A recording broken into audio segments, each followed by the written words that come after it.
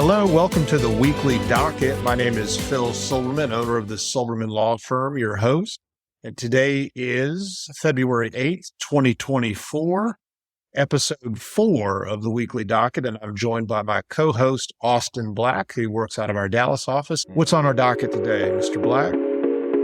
First, we're going to be going over the day music died on TikTok, where 1,000 screams of 1,000 Gen Zers just cried out over the internet for quite some time because they couldn't listen to Taylor Swift. Do you know what that reference? I wrote that. I'm very proud of the title, The Day the Music Died. Yeah, I have no idea. So Austin's kind of our youngish millennial, and this happened even well before my generation, but it was a plane crash, and several popular artists in 1959 died. Buddy Holly and Richie Valens and somebody called it the Big Bopper. Tragic day. It was a brilliant reference. I'm very proud of that, so I wanted everybody to get it. But what are we doing after we talk about the music dying on TikTok? We're talking about a tax return traitor, or the person who leaked Donald Trump's tax returns, and the sentence he was handed down. It depends. If you're a Republican, then he's probably a traitor. If you're a Democrat, he's a whistleblower. Just want to be clear. Sure. Yeah, well, one of those. It can't be both, obviously. And then we'll be talking about how the Chinese government deals with people in similar situations. And then lastly, we're going to be talking about Gina Carano, I think is how you pronounce her last name, who is suing Disney and Lucasfilm for her termination and also claiming defamation. That's our legal news. What are we doing after we do a little news? It looks like we've got some legal questions we're going to answer as usual. So we've got some funny legal sound bites. The lawyers don't want to be paid with your grill. And then we'll be talking about what not to do after you're fired, how not to update your LinkedIn profile. That'll be the last rant and rave we have. Okay. Let's start off with legal news. We've got Universal Music Group, who is a huge player in the music industry, and they've got some big names. Do you like the music of any people they have? Do you know who they've got signed up? There is no way that you listen to music in the modern day and you have not listened to music from people signed to UMG. The biggest one would be Taylor Swift, but then Drake, The Weeknd. So TikTok and Universal Music Group can't come to a deal. And if you don't know how this works, most popular thing on TikTok is you get some really popular songs and you lip sync to it or you dance to it. And TikTok has this music library that they pay Universal Music Group as well as some other very popular big music producers. All the TikTok users have access to this music library. And this is a really symbiotic, amazing relationship for both the record companies and TikTok, because TikTok users want music and the record companies and the artists want their songs to go viral. That's how it works now. Artists are doing concerts and they're selling albums, but what really catapults their song to the top is when some random person does a crazy lip sync or dance to the song and it goes viral and it's all over TikTok. There was a Icelandic Chinese singer named Leife that my girlfriend was really into, and it was pretty obscure. And then one of her songs blew up on TikTok, and we went to her concert at the end of last year, and it was packed to like the walls with all these people. So if you ask an artist, if you ask the Icelandic Chinese chick, okay, do you want more money and do you want your songs to go on TikTok? An artist is always going to say yes. Absolutely. But if you ask the record company, do you want the songs on TikTok? Yeah, the record company's going to say maybe for the right price. Sure. Okay, so what happened? All of a sudden, people are humming along doing their lip syncs and all that kind of stuff. They did all these videos for years, and Universal Music can't come to a deal. TikTok then has to remove all the music. So what you get are these videos now of the person lip syncing or dancing or to funny gyrations, but it's just muted. That's what happened overnight. I'm actually really surprised that they weren't able to reach any sort of agreement here on this. That really shocked me. It's just a money thing, and they Sure. can't get a deal done. Let's talk about the legal standard here. If you're a regular guy, regular person, and you want to use a song, what's to stop you from just putting Taylor Swift Shake It Off in the background and then recording it and doing your dance? The answer is copyright law. And there's a bunch of huge misconceptions out here about the use of music and videos. Some people will say if it's a really short clip, like 5, 10, 20 seconds, then you can use it.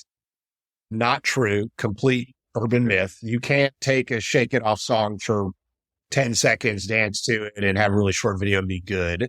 It's still a copyright violation. So you need some sort of license. And the way this works is if you're a commercial user like we are, our law firm has a TikTok account, we're a commercial user, we have access to a special library on TikTok. We don't do any ridiculous music videos or whatever like that. And if you're an individual creator, then you get that library. And it's all about these licensing deals, and it's all about money. There are some limited circumstances where you can claim a fair use for the use of an artist's music. One of those circumstances is education. If you're doing Shake It Off in a classroom as part of a presentation and it's not public, that's likely a fair use.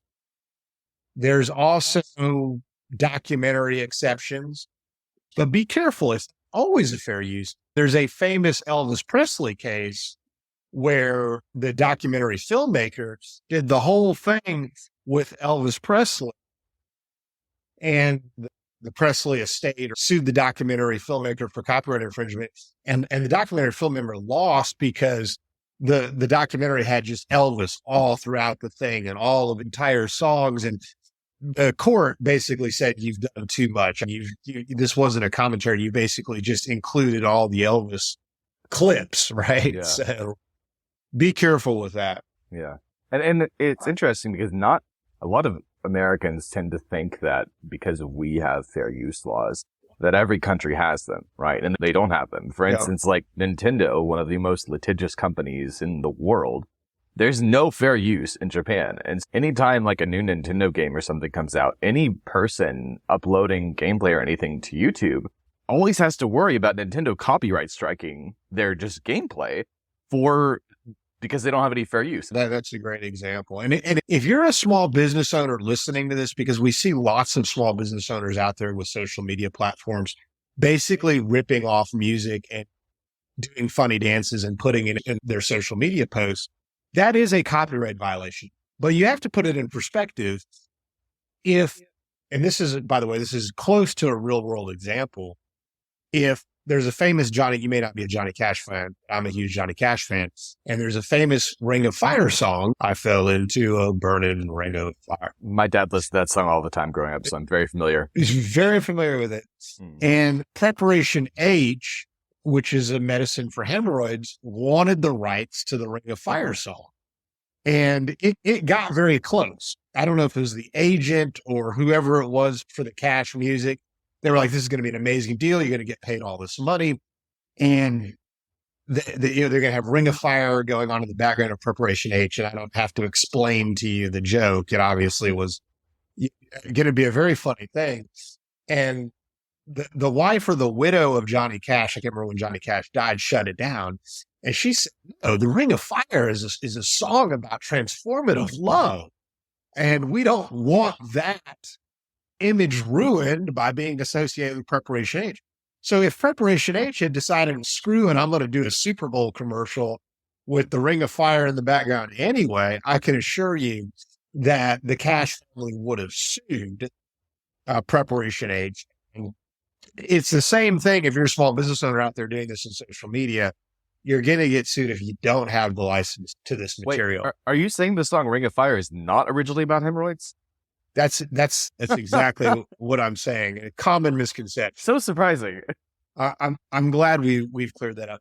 Let's talk about tax documents and records. So you remember when Donald Trump was running for president, and the custom among our presidents in the United States is to release your tax records. I remember it like it was 4 years ago.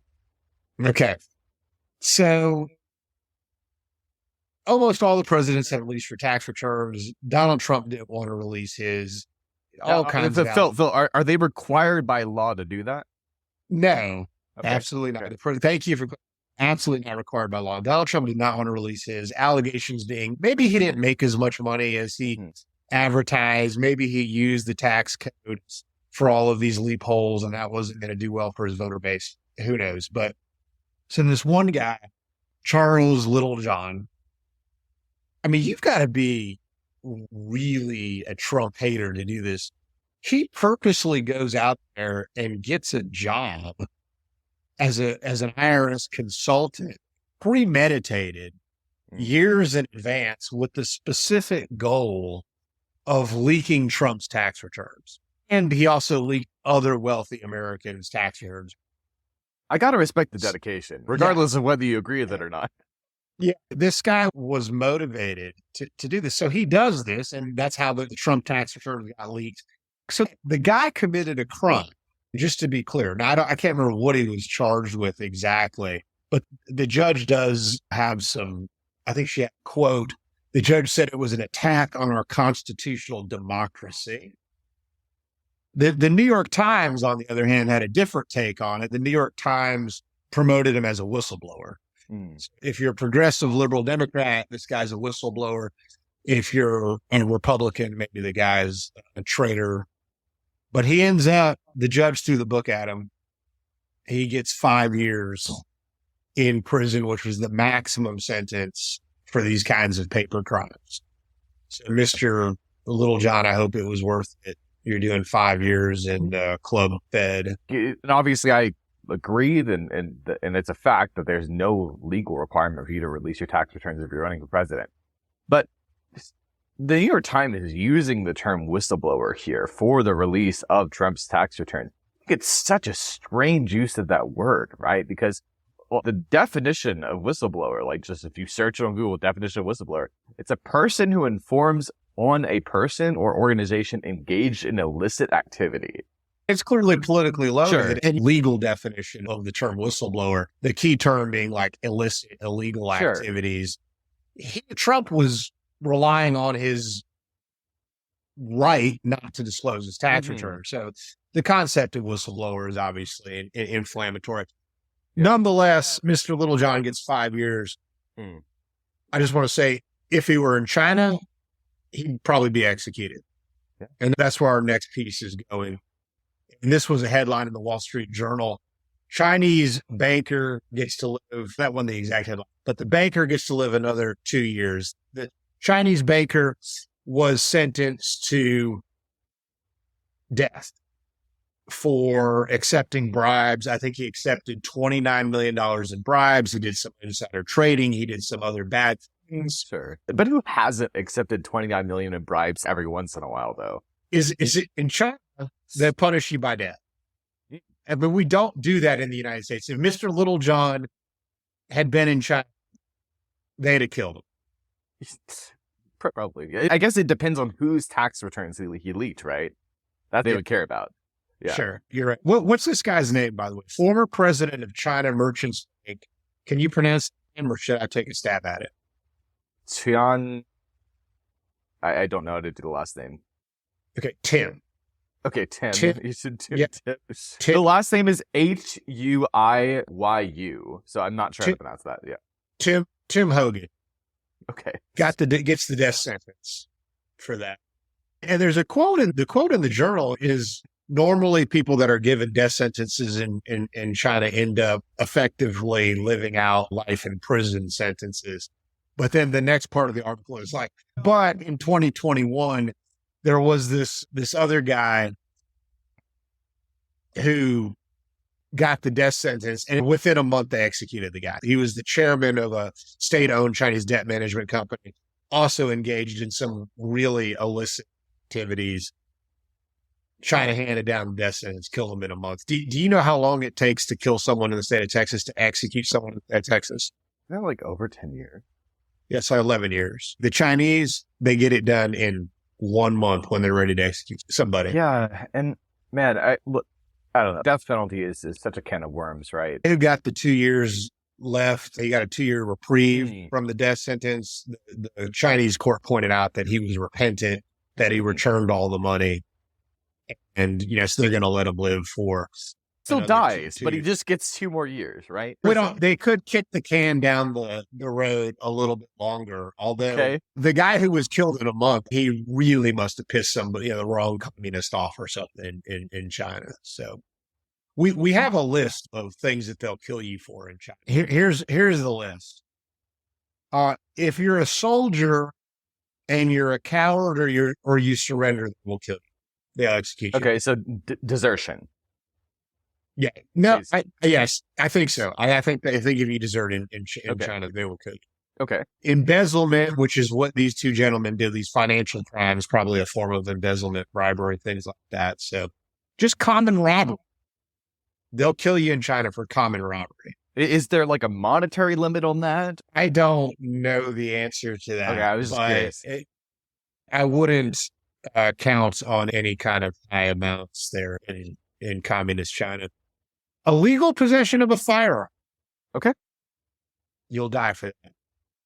And then here's my favorite. Live by the sword, die by the sword. That's they don't like the guy who said that in China. No.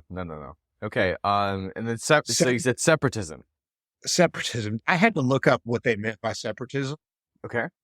And separatism, it actually means exactly as it sounds, is doing anything that will separate you from a group of Chinese communists is you will die for. Cultural separatism, advocacy of separating yourself from any larger group, ethnic, cultural, gender. So I guess if the whole, I might be a woman or thing, even though I was born the opposite, that would be a form of separatism that you would be put to death for. Moving right along, we've got another case about separatism. We have Gina Carano, who was separated from her employment with the Disney company. She was fired from Mandalorian. And she played Cara Dune. In The Mandalorian, she played like a mercenary who ended up helping the main character, the Mandalorian, who was played by Pedro Pascal. She also posted some social media posts where she compared Jews being rounded up during the Holocaust to maybe right-wing political advocates. Maybe a bit extreme. Yeah. Yeah. So they didn't like that. What else do we have? She mocked COVID mask wear. People said that she was mocking trans people. It was a bunch of stuff that like people who were more right aligned wouldn't have an issue with. But yeah. Right. But it's undisputed that these kinds of things are all protected by free speech. Now, there are some exceptions to free speech. The classic example to the exception of First Amendment free speech is yelling fire at a theater. You're sitting in a packed theater, you yell fire, you create a stampede, and people get hurt. So your free speech to say the word fire is limited just on general public safety. There are limits to free speech, but I don't think anybody is disputing that she's allowed to espouse these kinds of opinions, sure. even if they are detestable to you. Absolutely. And just to be really clear, right? This is not a First Amendment issue here, right? She's suing Disney, and she's got to come up with a reason to sue them. So here's her angle is that it's a gender discrimination thing. Absolutely. And they fired her. And not only did they fire her, they put out a very public statement saying that I'm getting the exact language. It was basically that her positions were like reprehensible and like terrible. And that it was a very public statement about her removal from The Mandalorian. And that's a big part of the lawsuit as well, the defamation part. So to your point, and business owners or HR people, if you're out there listening to this, is why you don't give a reason when you fire somebody. If you're an HR or if you're a business owner and you're firing somebody, you need to go watch that scene in Moneyball where the kid is nervous about telling a big league ball player that he's been traded, and Brad Pitt says, you just got to go do it. These guys are professional ball players. Yeah. Jonah Hill, he does a great job in this part, by the way. Shout out to Jonah Hill. Such a good movie. So he sits down and he looks, you've been traded. So-and-so will take care of the rest. Done. if you're a business owner and you're firing somebody, this is why you just say you're terminated. Yep. And that's But it. but Disney And just had to virtue signal. They just had to do it, and that's a big part of this lawsuit. So it is. And Lucasfilm got sued too, and they refer to the social media post. The CEO at the time, Disney, makes a statement about her post don't align with the values of Disney.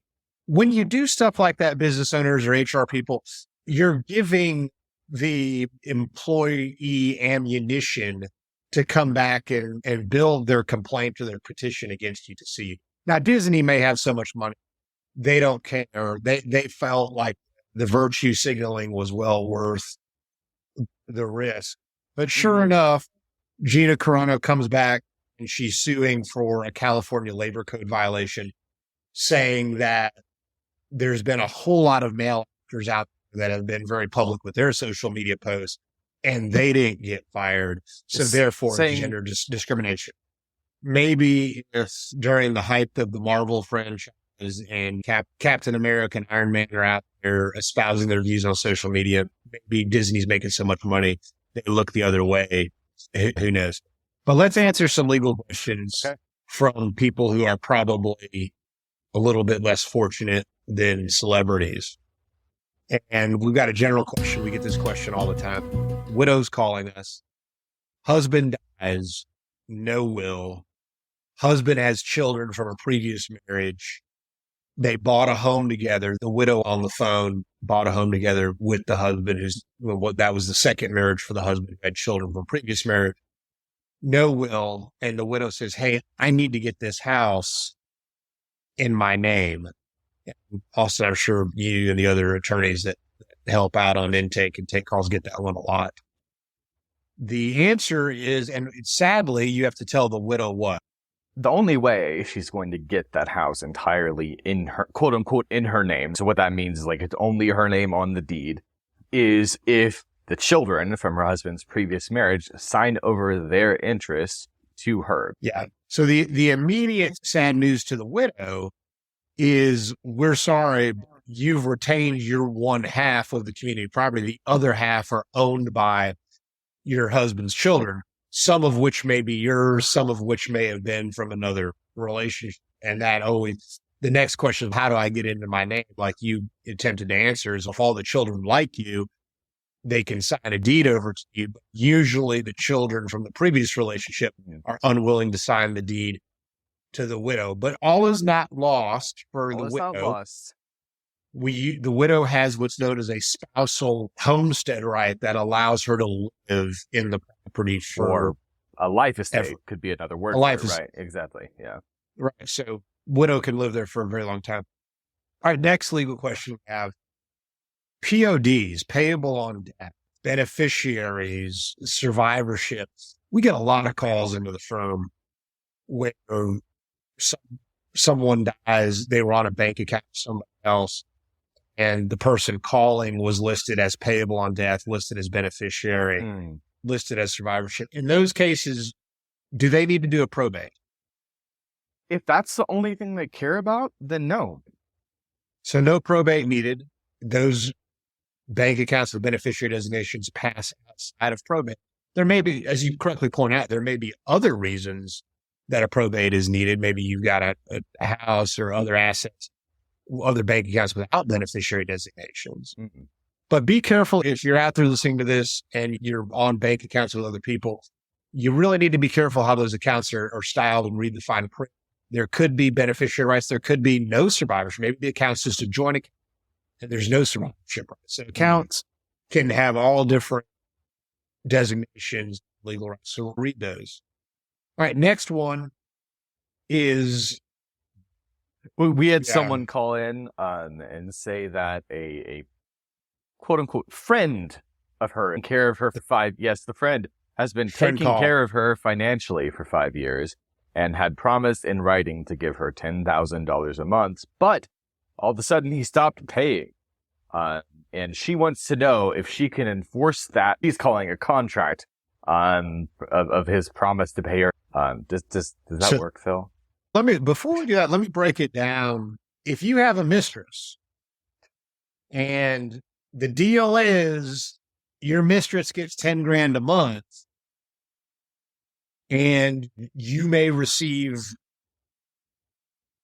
love and affection from the mistress, and you're part of the deal is you're getting 10 grand a month. If you want to end that relationship, the courts are reluctant to enforce those kinds of relationships because mostly they're unwritten. Mostly there's not any real consideration that would be satisfied, that would satisfy a contractual element of consideration. So those are almost always unenforceable gifts, which is sad for the mistress. There could be some exceptions to that. Sure. One of them might be in the context of if you think about a gift deed, this is parallel to exactly what's going on. If I give a friend of mine a property, or if I give a child a property or a spouse a property, I may do a gift deed. And as a gift deed, what's the consideration that we recite in the gift deed? It's love and affection. A deed is a contract. You've got a property going to a grantee or to your child or something like that. You're giving a gift. Yep. And then in exchange, you've gotten love and affection, and that's a contract. So if you were, in this case, if you were to have a written contract with the mistress and the mistress were to promise love and affection for X number of years and you were to promise a monthly payment, you might be able to construe a situation where you real consideration going back and forth and you have an enforceable contract. But that's not normally the calls that come into us. It's usually a very undocumented kind of organic thing. We've nailed our legal questions for the day, Austin. So we're left with some sound, just legal vocab, common misconceptions. Let's talk about probate versus probation, because you take a lot of calls at the firm. If someone calls into you and says, "Oh, Mr. Black, I'm so glad I got a hold of you. You're an attorney. I'm looking for a probation attorney." You probably say what? I would say we don't handle criminal law. First off, right. But if you mean probate, I'm going to ask you who died. That would actually probably be my first question. I'll ask them who died, and if they're like, "What are you talking about? No one died," then I'll know they're actually talking about probation, and they need to talk to a criminal attorney. Probated.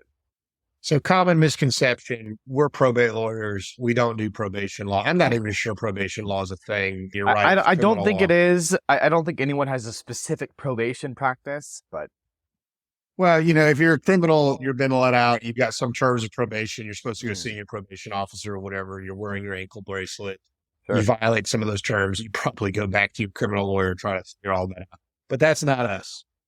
And if you happen to go see your lawyer and you've got a legal issue that our firm might handle, like probate, real estate, or business, we tend to prefer credit cards now.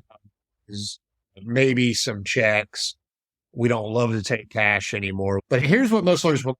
And one time I was in my office and the guy had a serious legal problem. He needed some legal help. And he said, "Mr. Silverman, I don't have the money, but I can pay with my grill." And I'm just going to tell you, in my ignorance, I looked at him and I really don't want your car grill. I don't know what value that has or anything. He said, "No, Mr." And I kid you not, he took the front of his teeth and set it on my desk. And it was full of precious metals and things of that nature. So we don't want your grill as your lawyers. All right, rants and raves. This is always my favorite part of it. Maybe I'm becoming an angry person, but I always like rants and raves.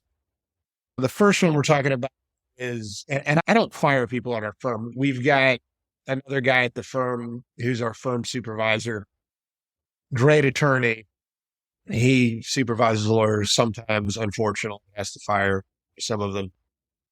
And this guy, we're not mentioning Austin. I want to be clear. We aren't mentioning any names in this, but you had mentioned it to me in a meeting, and I don't go back and check LinkedIn profiles for all the people that have worked at our firm over the years, but this one was too funny to pass up. The guy worked for our firm for 8 months.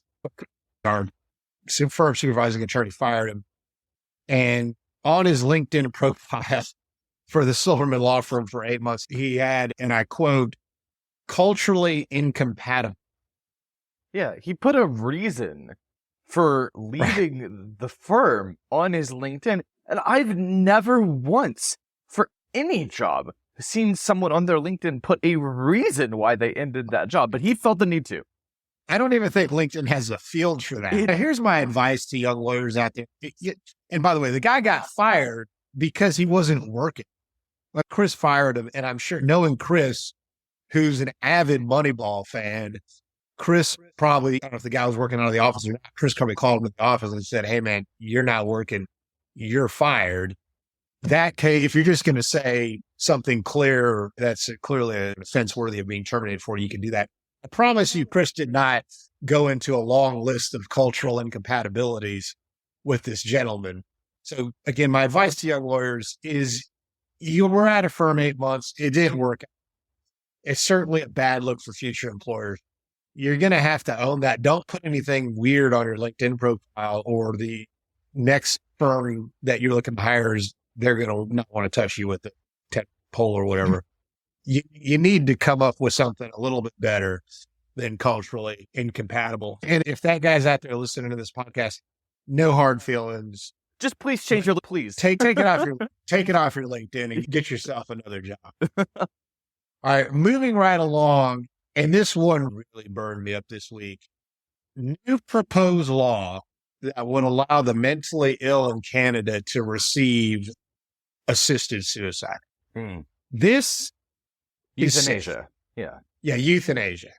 This is okay. Mentally ill people, they're not in an ability to decide whether or not they want to end their lives. The whole conversation of whether assisted suicide is even a good thing, period. But this would be one of the most liberal assisted suicide laws in the Justin Trudeau was pushing it. And apparently there are still some conservative people left in Canada because they were saying Justin Trudeau is creating a culture of death. Maybe this is an option Justin Trudeau wanted for himself once he was caught in blackface for the 50th time. Yeah, that because he was mentally ill. Yeah, exactly. Even as terrible as that is, I won't encourage this kind of behavior. Now, they actually, according to the New York Post, they halted this new proposed law, apparently because they can't find enough doctors to. Now, I don't know if they literally can't find enough doctors to kill the people, or they can't find enough psychiatrists to evaluate people for the killing. Yeah. This is producer Aaron is Canadian. I apologize, but I think I mentioned I worked for the Canadian Embassy in D for some time as well. Yeah. So I'm retracting the apology to producer, and I'm just saying, Aaron, we don't need your maple syrup when Canadians do stuff like this. We're boycotting maple syrup and Canadian hockey, not U.S. hockey, just the Canadian hockey. So, I have a picture with Justin Trudeau on my fridge over here. Burn it. That's a new condition of your continued employment at the firm is to burn the picture of Justin Trudeau. Burn the Justin Trudeau picture. Okay, with that bit of sad news, that brings our show to a close. My name's Phil Silberman. I've been your host. And thank you for listening. And remember to subscribe, review us. We appreciate all of that. And the weekly docket, Silberman Law Firm's podcast. Thanks, guys. Sign it. Bye.